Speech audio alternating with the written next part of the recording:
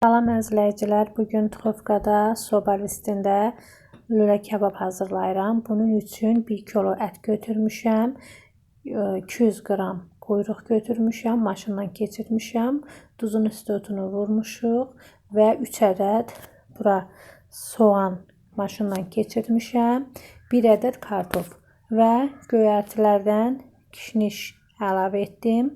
Daha sonra əlimizlə yoğurduqdan sonra bu şəkildə lülə şəklində əlimizdə forma veririk. Hamısını bu cür edib soba listinin içərisini yağlayıb 180 dərəcəli soba listində üzərinə də 100 qram dur yağ əlavə edib qoyuruq bişməyə. Gördüyünüz kimi bizim sobada olan kebablarımız hazırdır. Kebab manqalda pişən kebabdan da daha da dadlı idi. Əgər bəyəndisə like edin, sizlər də hazırlayın, zəhmətə dəyər verin. Çox sağ olun.